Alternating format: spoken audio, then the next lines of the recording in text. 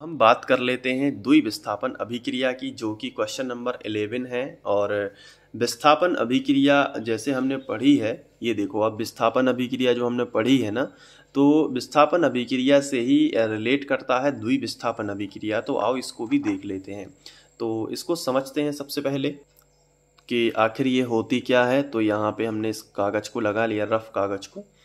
अब देखो द्वि विस्थापन अभिक्रिया को समझना है तो विस्थापन अभिक्रिया जैसे होती थी वो वैसे ही होती है, लेकिन इसमें दो प्रकार से होती है। देखो कैसे, इसमें जो भी उत्पाद बनेगा वो क्या बनेगा, जो मतलब कि जो भी क्रियाफल बनेगा वो दो या दो से अधिक आयनों के आदान प्रदान से होगा।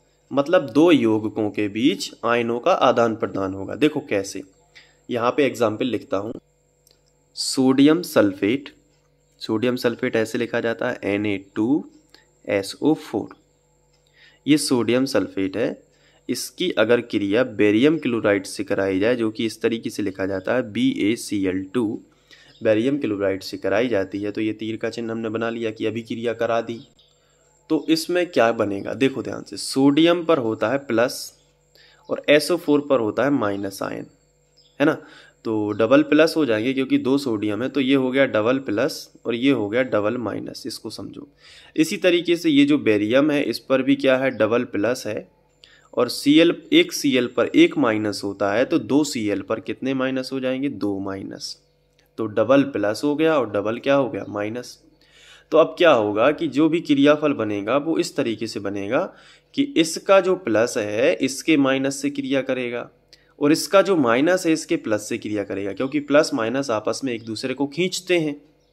तो यहाँ पे देखो, इस यौगिक का प्लस अपने माइनस को छोड़कर इस माइनस की तरफ चले जाएगा, तो BaSO4 बना लेगा।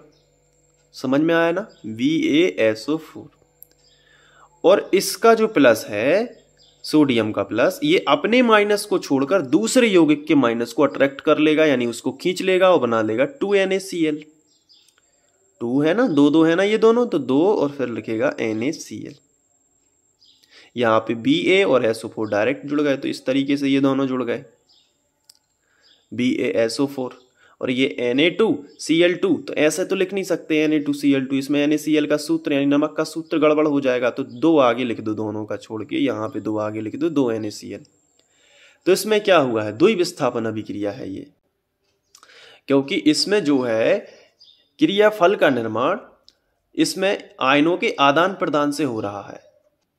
और ये आदान प्रदान जो हो रहा है दो यौगिकों के बीच हो रहा है, इसके और इसके।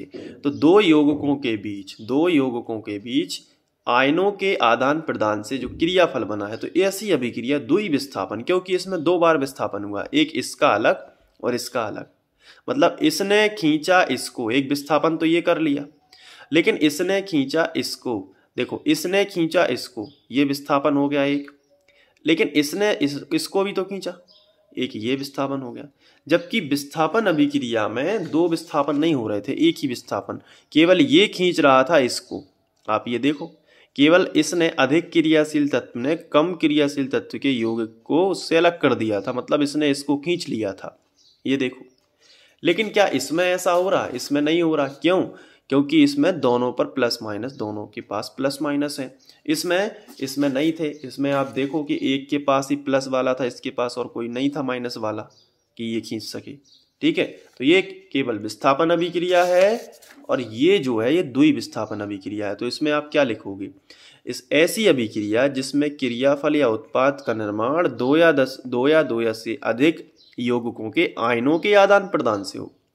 क्रियाफल का निर्माण कैसे होता है, दो यौगिकों के आयनों के आदान प्रदान से, दो यौगिकों के बीच आयनों के आदान प्रदान से। क्रियाफल का निर्माण कैसे होता है, दो यौगिकों के बीच आयनों के आदान प्रदान से। आयनों के आदान प्रदान मतलब इसने प्लस है इसने माइनस है, तो ये प्लस वाला इस माइनस की ओर चला गया, तो एक आदान प्रदान ये हो गया।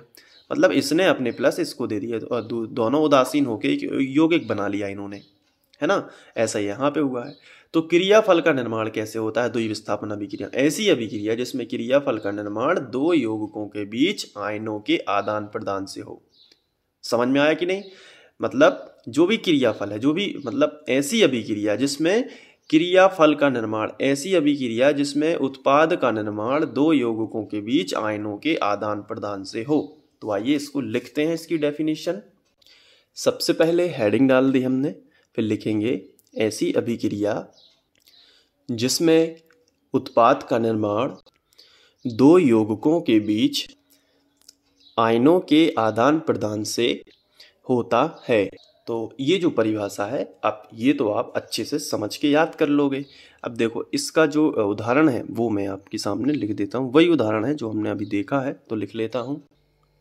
तो इस तरीके से हमने इस एग्जाम्पल को लिख लिया जो कि आपको एग्जाम में ये लिखना है। यही एग्जाम्पल तो हमने यहाँ पे समझा है, ठीक है। तो आप देख सकते हैं, तो ये हो जाती है यहाँ पे द्विविस्थापन अभिक्रिया। इसके बाद हम लोग उपचयन अपचयन अभिक्रिया पढ़ेंगे जो काफ़ी इंपॉर्टेंट रहती है, और इसे रेडॉक्स अभिक्रिया भी बोलेंगे यदि ये साथ में हो जाती है। तो क्रम में आपको बने रहना है और अच्छे से पढ़ाई करना है, ठीक है। तो चलिए मिलते हैं नेक्स्ट क्वेश्चन के साथ, तब तक के लिए बाय, थैंक यू।